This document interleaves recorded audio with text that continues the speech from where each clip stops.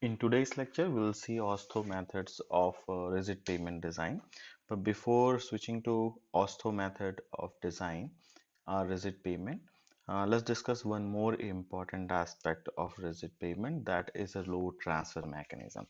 So we have already seen that in rigid pavement, we will require to provide some joints to cater the wrapping stresses as well as the construction. Also, in order to minimize the contraction or expansion of the slab. So when we are introducing some amount of joint, the load transfer from one slab to other slab will become discontinuous. Let's understand this more clearly. So suppose I have a slab. In this slab, I put a joint here. And if one wheel is moving in this direction, then the load coming at this edge of the slab will not be continuous to this edge. What I mean that the load coming on this edge will have more impact on this slab and no impact on the adjacent slab. So in this type of load transfer, there will be more deflection to this slab and no deflection to this slab when load is at the corner or edge of first slab. And here, because of the more deflection or more deformation of the slab, there are chances of fracture of concrete. So suppose if I have a load and that load is moving from one panel of the slab to the another panel. So on the edge, there will be, if there is no load transfer from one slab to other, there will be a heavy deformation to the slab one and there will be no deformation to the adjacent panel. While if we have a proper bonding between these two slabs or these two panels, we may minimize this deflection of the first slab among both the slabs. So in order to minimize the deflection of the slabs, a proper load transfer mechanism from one to other is required. Also, in order to make the movement of traffic comfortable, we require this type of load transfer. Otherwise, at this instance, vehicle may experience a bump. There could be various types of load transfer additives or load transfer adds which can be added to the pavement. It could be in the form of reinforcement like dowel bars, or you can provide a proper load transfer by introducing some aggregate interlock, or you can provide a concrete soldiers in the edge of the slabs continuously to provide more good load transfer. You may tie the concrete, curb, gutter, and extend the lane have the same effects. But the most versatile way to transfer the load from one panel to other panel is providing a dowel bar.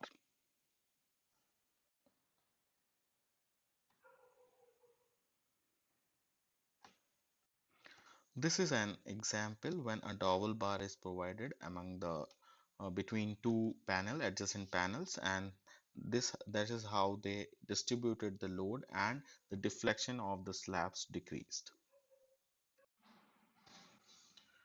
Dowel bar is essentially a reinforcement provided between two panels of the rigid pavement. So the Robel bar reinforcements length normally ranges between 15 to 18 inches. 6-inch minimum embedded length in the slabs. Diameter of these bars are normally 1.25 to 1.50 inches for roads and 1.5 to 2 inches for airport pavements. Epoxy or other type of coatings are used in harsher climate for erosion protections. Another way of providing load transfer is the aggregate interlock. What happens if you provide some outer aggregate in the adjacent slabs?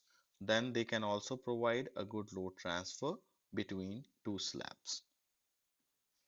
This is a picture of two slabs which can provide the aggregate interlock. They may have aggregate coming out of the surface, and that aggregate may interlock with the aggregate in the adjacent portion of the slab, and that's how the load transfer happen in this case. As I already mentioned, the dowel bar is the most versatile way to provide load transfer in the rigid pavement. So dowel bar essentially provide a vertical load transfer between adjacent. But the problem is when you are using a dowel bar in a concrete slab is because of the deflection of this bar, the concrete adjacent to the dowel bar may be vulnerable for fracture. So the idea to design a dowel bar is to prevent the concrete uh, from the fracture. So this will be used as a design criteria of dowel bar. The allowable bearing stress of the concrete FB can be estimated using this formula where D is the diameter of your dowel bar and FC is the compressive strength of your concrete. FB is the bearing stress of the concrete.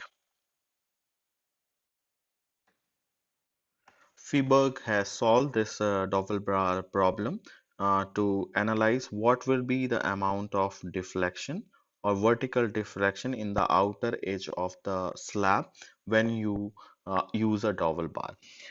In the analysis, concentrate on this figure. If PT is the load which is being transferred, Y naught is the deflection at the edge of the slab, and Z is the joint opening. The vertical deflection of the dowel bar at the outer edge of a joint here is denoted by Y. Assuming that the concrete functions as a liquid foundation with a spring constant Kc in supporting this dowel bar. By Freiberg's analysis, Y naught is estimated by this expression where ER and LR are the modulus and the moment of inertia of dowel bar. PT is the load transferred by the dowel bar and Z is the joint opening. Beta used in this expression can be evaluated by this equation. The stress due to the deflection of dowel bar by an amount Y naught can be evaluated by this expression. So sigma here would be Kc multiplied by that deflection Y naught. This sigma at any point should be lesser than the bearing stress of your concrete.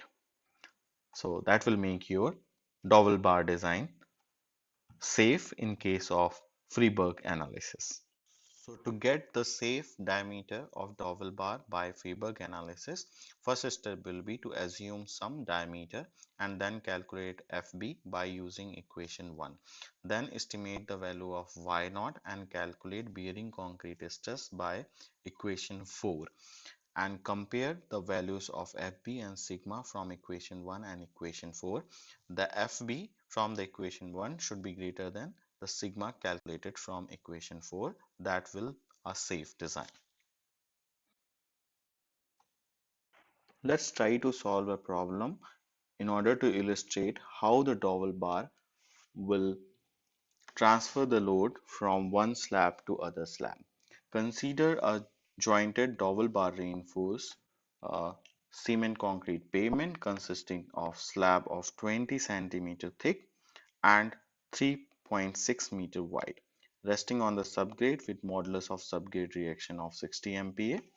An axle load consisting of two identical tires 1.8 meters apart carrying 40 kilonewton load is located at a edge of a joint, that means at this point, and second point after 1.8 meter. The spacing between the dowel bar is given as 0.30. Compute the load carried by each dowel bar. Another parameters is given. Assume that tire applies point load, that the load transfer across the slab is 50 by 50. So in this problem, we have provided with a rigid pavement slab whose thickness is given to me as 0.2 meters.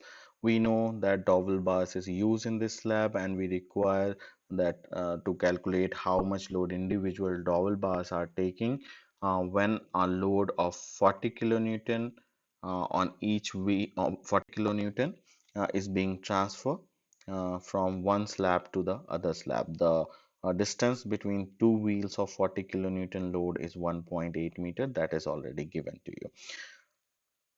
Let's try to solve this problem. As given in question that 50-50% load is being transferred from one slab to other slab. So the load which is coming on the one slab, which is 40 kilonewton on each wheel, will be reduced by half and it will become 20 kilonewton each. So let's make the change here. Let's So instead of 40 kilonewton, this load will become 20 kilonewton and 20 kilonewton. Now, because this load is being transferred by two wheels, so next thing we need to calculate that until what distance this load will be effective in the slab. So the length at which this load will be effective can be given by 1.8 times the radius of relative stiffness. So here the first thing which you need to estimate is L. So L you can estimate by using your old formula, that is this. Apply the formula, input all the values, you will get the value of L equals to 0.75 meters. So the length at which this load will be active will be 1.8 times 0.75, that comes out to be 1.35 meters. What it means that this load this load of 20 kilonewton and 20 kilonewton will be effective until a distance of 1.35 meter. For this 1.35 meter this side and 1.35 meter this side. Now I know that there are two loads in the pavement slab, one on this dowel bar and another on this dowel bar. The magnitude of the load is 20 kilonewton each, and this load is effective up to a length of 1.35 meters. So for this it will be 1.35 meter only in one direction, but for this load it will be on in both the direction up to a distance of 1.3 meter in each direction. So if load is coming on first dowel bar,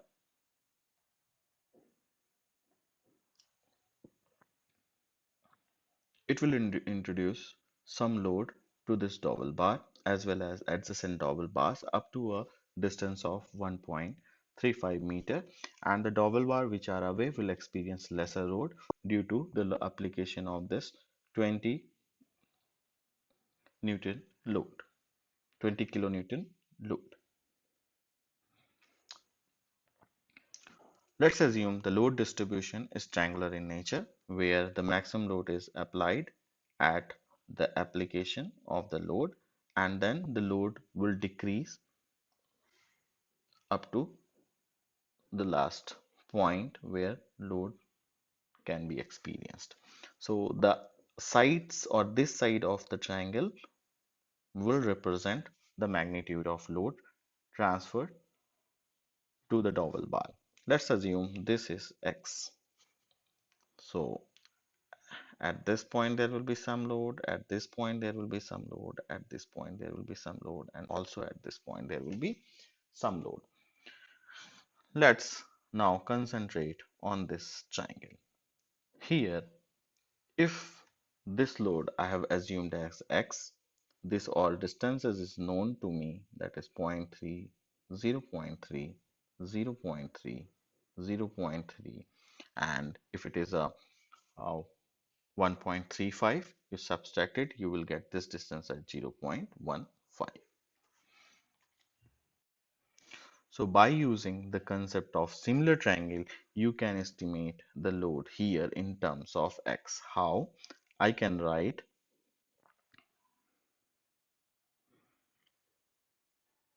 x upon the summation of this distance, which is 1.35, equals to this load. Let's suppose this load is A upon this distance. This comes out to be 1.05.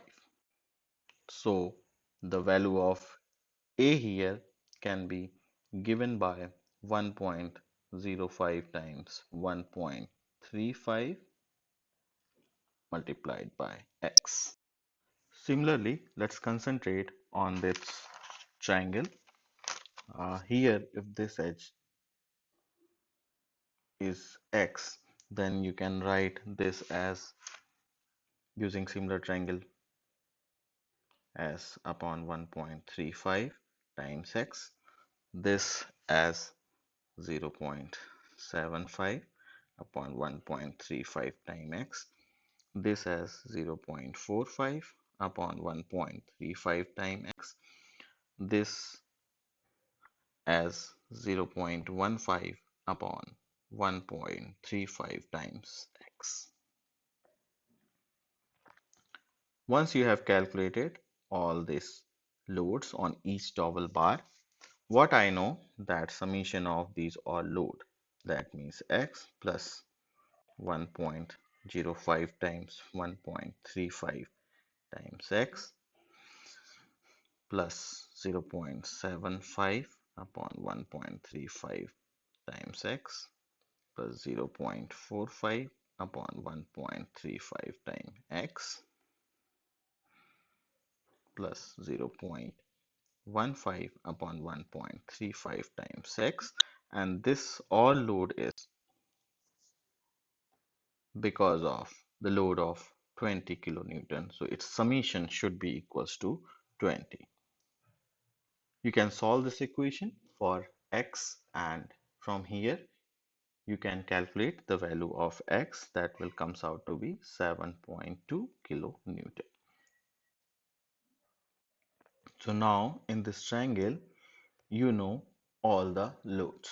So x, that is 7.2 kilonewton, already known to you. This will comes out to be 5.6. This comes out to be 4.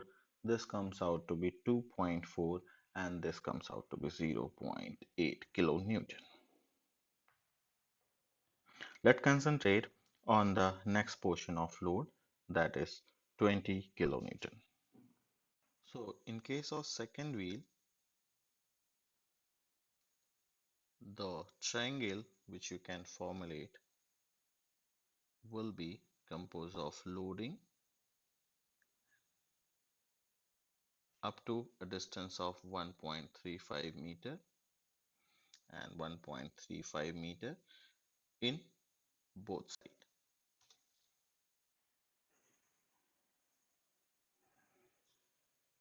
And in the middle you will have max load on the, here also let's assume this is y, then the loads at different dowel bars can be estimated by using the similar triangle as we have done in the previous load. So here you can mark uh, the lines for different dowel bars.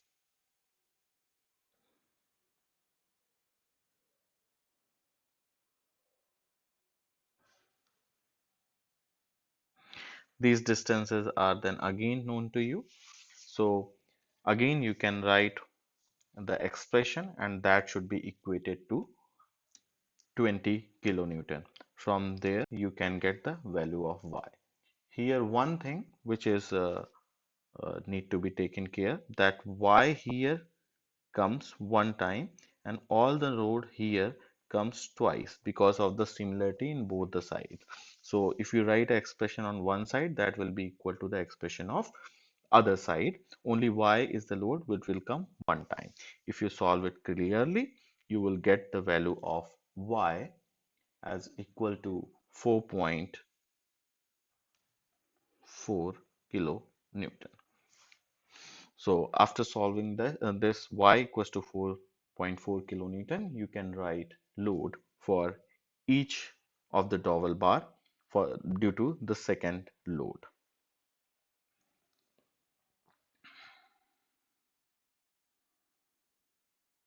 So let's write that. So for second point, it will comes out to be 0.5, 1.5, for this 2.4, for this 3.4, and here it will be 4.4. This will be again 3.4, 2.4, 1.5, and 0.5 for the last. Let's see what will be the total loads, because that loads will be the combinations of load coming from both of the uh, wheels. So again, concentrate on this figure. Here you can see uh, that the loads on this dowel bar is the summation of 4 plus 0.5. In this dowel bar, this load is summation of 2.9 and 1.5. In this dowel bar, it will be summation of 0.8 and 2.4. Similarly, you can get a triangle which will give you a load for this dowel bar. You may get a triangle something like this. Try to do by yourself, calculate all the loads on the dowel bar, and here you can make a table on each dowel bar what will be the amount of load which will be transferred. Bradbury has presented his analysis to determine the load transfer capacity of single dowel bar in shear, bending, and bearing. In shear, bending, and bearing, the load transfer capacity can be calculated using these expressions, where this d is the diameter of bar in centimeter and this LD is the length of dowel bar embedded in the slab in centimeters. Delta is the joint width in centimeter, and Fs, Ff, and Fb are the permissible stress in shear, bending, and bearing for the dowel bar. Let's see how to design the dowel bar reinforcement in concrete slab using Bradbury's analysis. So the first step to design the dowel bar is to find the LD. The LD can be determined using this equation number 8. The next step is to find PS, PF, and PB with the single dowel bar using estimated value of LD by equation 8. Assume some load capacity of the dowel bar is 40% wheel load of the wheel load. Estimate the load capacity factor that can be calculated by maximum of 4.4 times of the load upon PS, or 0.4 P upon PF, 0.4 P upon PB. So maximum of these three will be the load capacity factor. Step 4 will be to determining the spacing of the dowel bar. The effective distance up to which the load will be effective or load transfer will be effective is 1.8 L. We have already seen, where L is the radius of relative stiffness. Assume the linear variation of the capacity factor 1 where load is acting and 0 at a distance of 1.8 L. Assume a dowel spacing and find the capacity factor of the above spacing. Actual capacity factor should be greater than the required capacity factor which you have calculated earlier. If not, you have to do more iteration. Let's understand this by an example. Suppose I have to design a dowel bar. Design size and spacing of the dowel bar at an expansion joint of the concrete of a thickness 25 centimeter. Given the radius of relative stiffness is 80 centimeter, Design wheel load is 5000 kg. The load capacity of the dowel bar system is 40% of the design wheel load. Joint width is 2 centimeter, and the permissible stresses in shear, bending and bearing is 1000, 1400 and 100 kg per centimeter square respectively. So the step 1 will be to estimate or to determine the value of LD, which expression is already given to you, that is 5 times D and the root of FF upon FB LD plus 1.5 times delta LD plus 8.8 times delta. Here you input all the values, so you will get a expression in LD equals to 5D times some expression in terms of LD. Now solving this expression is not an easy task. So rather than directly solving this expression, what you can do, you can assume some value of LD, put here until you get the calculated value equal to the assumed value. Let's suppose I am assuming a LD value of 40 centimeter. I will input that 40 centimeter and will calculate from this expression and will check whether LD what I am getting is 40 centimeter or not. If not, revise your assumption. Do this iteration until you get the LD calculated and LD assumes equal.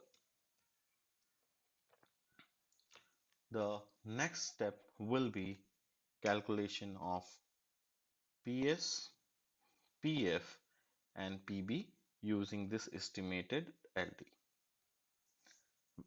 When you have calculated this PS, PF and PB, calculate the capacity factor or load capacity factor F from the maximum of 0.4 times of PS or 0.4 times of PPF or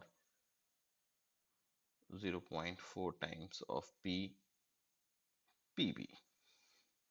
Whatever you get, that will be your F value. After this, calculate the effective distance of load transfer that you can calculate by 1.8 times of L, and then assume some spacing of double bar.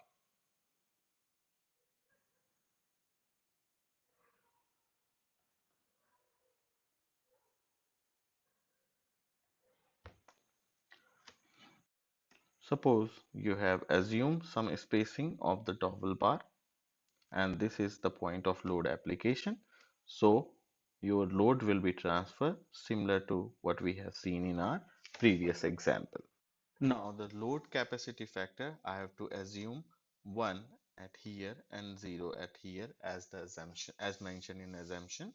So instead of assuming x, you have to assume this dimension as 1, and similarly determine these all load in this triangle.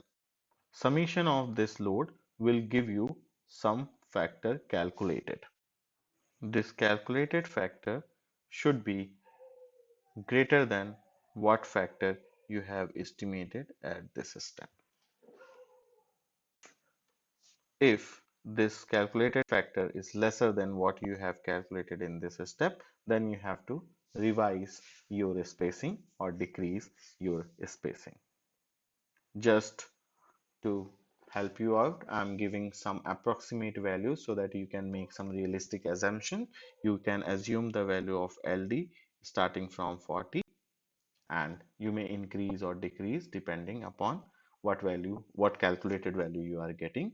You may start assuming the value of spacing between the double bars from 40, or let's see, 35. So take the spacing of 35 and then do this step, calculate the things and then compare it with this calculated value. If the value comes out here is greater than this calculated value, then your design is safe.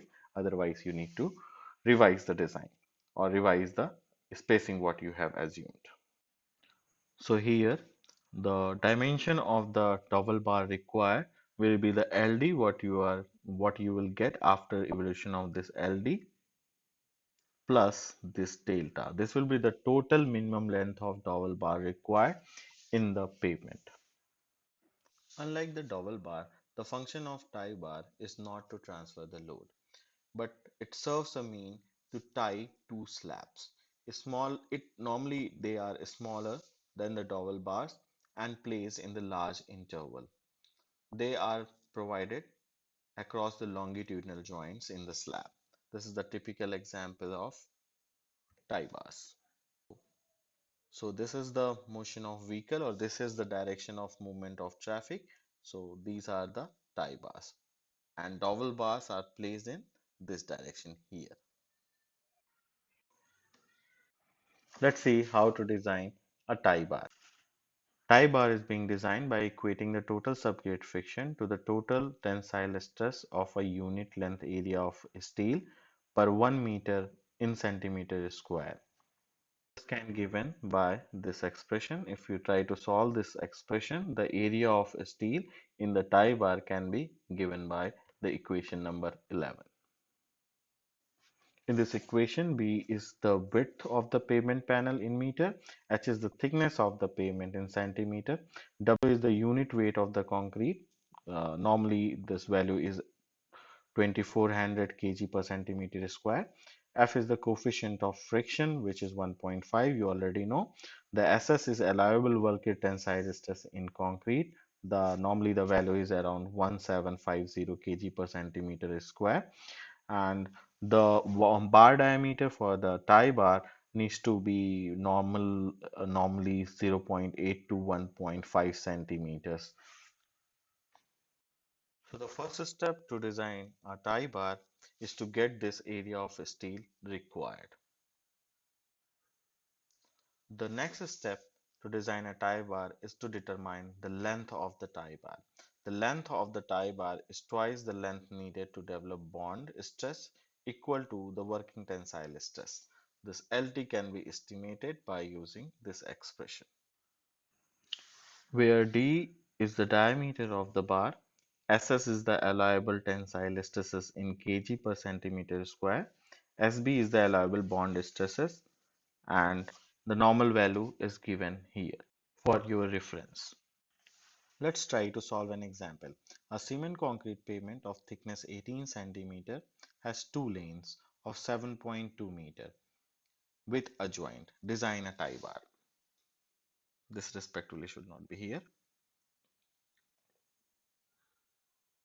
So in order to design tie bar, you already know the first thing is you need to estimate the value of AS. So in order to estimate the value of AS, you required H, which is already given to you, that is 18 centimeter. The B value, which is half of the width because you have two lane, so comes out to be 3.6 meters. W already known to you, that is 2400.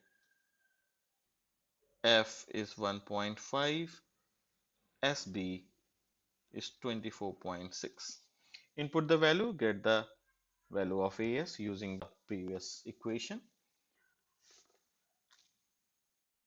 Now assume some phi for the tie bar, and using that phi and area calculated here, calculate the spacing between the bar. That can be given by the whatever the area you are getting upon the reinforcement area. This will give you the spacing of tie bar. Try to solve this problem. If you have any problem, we'll discuss further. Now let's see how these joints are being constructed. So in case of contraction joint, we have already seen that the bar need to be put it in the middle of the slab. Here the bar should be bonded both side of the slab, and you need to put a small reservoir to fill the sealant material or filler material in to seal the joint. These are the different methods of providing a contraction joint. First, you can introduce a crack introducer, which can introduce a crack between two adjacent slabs. Other thing is give a crack and then put a sealer material. And third way is to provide a reinforcement bar. Mind here, it should be bonded in both the slabs. An expansion joint. So in expansion joint, the one crack, one joint should be given. This joint should be put in some spacing, and in whole spacing you need to pull some sealer material. You can introduce a bar. That bar should be bonded in one slab and should be unbonded in other slab, and this can be done by providing a dowel bar. So this is a typical construction procedure of a dowel bar. So you will provide a bar at the middle of the slab, then put some filler material in the joint and then put a seal material on the top. The seal material is being put it to avoid any instruction of dust, debris or water inside the pavement. Wrapping joints, they are also known as a hinge joint. So the transfer or longitudinal breaks to allow the small amount of angular movement from one slab to other slab is done by providing a wrapping joint. The wrapping joints are also constructed by forming surface grooves. So what you can do, you can provide a grooving things into adjacent slab, and in that slab you can provide a tie bar, or else you can provide this kind of tie bar in the two slabs, and both side in adjacent slabs both side you need to put a sealer material. So sealer here, a crack introducing agent, or a cracker here. Construction joints are installed at the end of day's placement or when casting a concrete slab is interrupted. In that case, you can provide a dowel bar, or normally the dowel bar you have seen by providing a groove or by providing a normal cut and then a bonded dowel bar in one slab and unbonded in the other slab. Longitudinal joint, you can provide the joint by providing a tie bar, or a grooved joint and a tie bar, a cracked joint with a tie bar, or a groove joint with a sealant material. In all this, sealant material will be required so that no debris or water can ingress inside the pavement. The purpose of joint sealant or sealant material is to prevent water, grit, or other incompressible objects from entering the joint. The sealant must be effective in sealing the joint, durable against weathering. It should not change with change in temperature. It should not change with time. It should withstand the repeated extension and compressions. It should also withstand the abrasion caused by the movement of traffic on the pavement. There are normally two types of sealant material available, one which you can uh, apply in the liquid form in the field. You can mold, remold, and then apply to the cracks or to the joints, and one which is pre-molded or are manufactured at some specific shape and you have to install in the joint. The grooves of the reservoir formed in the joint, which serves as the sealant reservoir, must be shaped to achieve the optimum joint scaling effect. The required reservoir width can be calculated using this expression. So W is the width of reservoir where you will put your sealant material. Now let's see how to design the thickness of pavement or rigid pavement slab by using AASHTO procedure. We have already seen the AASHTO design equation for rigid pavement in our previous classes. So in this equation, all things you already know. This is the paved slab depth, slab thickness, and all the things are explained to you. This is drainage coefficient, concrete modulus of rupture. This is the joint load transfer coefficient. What it is, we'll see in further slide. So using this equation, you can calculate W18. The reliability you have already seen, it's similar to what we have seen in case of flexible pavement. So if it is urban road, you require high reliability. If it is a rural road, you will require a lesser reliability for different class of roads. So depending upon what type of road you are having, you need to select that corresponding reliabilities. The reliability value will be inputted in terms of ZR. So for a corresponding reliability, you have to select the corresponding values of ZR that will be used in AASHTO design equation. Standard deviation value, similar to what we have seen in case of flexible pavement. So for AASHTO road test SN, for road test S0 or S0, you can select the values depending upon your requirement.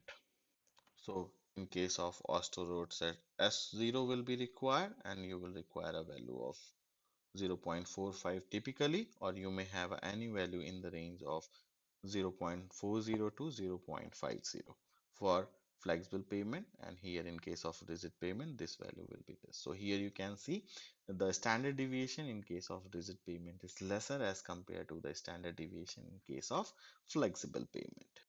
In terms of pavement material, you require elastic modulus EC and 28 days modulus of rupture SC of the concrete.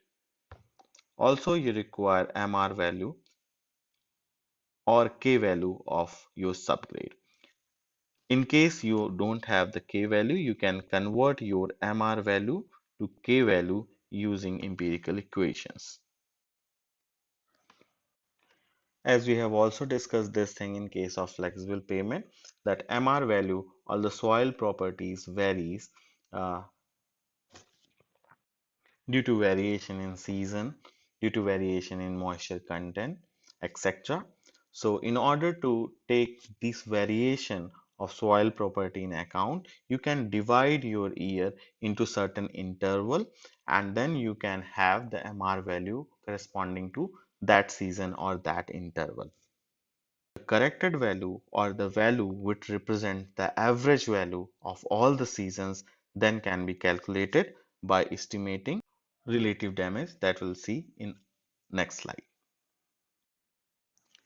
So for all K values of each season, you need to get the relative damage U values if the projected slab thickness is known. So assume some projected slab thickness, take the K value, assume the projected slab thickness and corresponding to that, get the value of E. This you have to do for each K values for corresponding to each seasons. After getting U value of all the seasons, you need to take the average of U value. And this average of U value should be divided by the number of seasons you have divided your all seasons. This will give you the average seasonal damage. Now, using that average seasonal damage, again you have to go to the same chart and corresponding to that damage and projected slab thickness, you can read the value of K. That K value will be the effective K value will representative of all the seasons. Suppose if you have a subbase over the subgrade between the slab and subgrade. In that case, you need to apply a subbase correction. Subbase correction can be applied using this chart. Whatever the subbase thickness is being provided, select that subbase thickness and move up to the value of subbase elastic modulus and then reflect that value to this curves of composite modulus of subgrade reaction.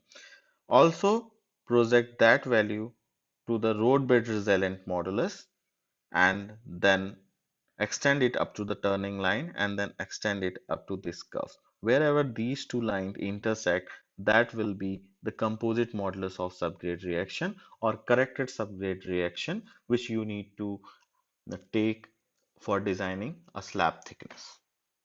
in the case you are providing a subbase.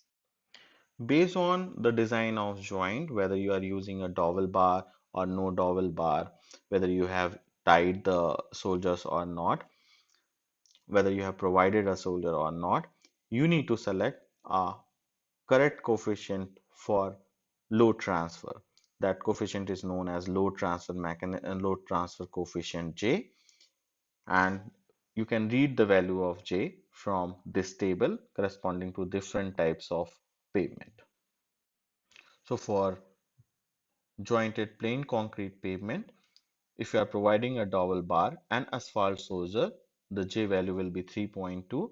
And if you're tied with a PCC soldiers, then the dowel bar and providing a dowel bar, then J value will be ranging between 2.5 to 3.1. Similar to flexible pavement, you need to select a drainage coefficient value CD based on what quality of road you have and what is the exposure of the area. So if 25% of the time your material approaches to saturation and drainage condition is excellent, then you have take a CD value as 1.10. Then the slab thickness requirement in the AASHTO procedure can be read from this nomogram. Let's see how to use this nomogram. So this nomogram start from the effective modulus of subgrade reaction K. So once you know the effective modulus of subgrade reaction, select that point and go up to the elastic modulus EC.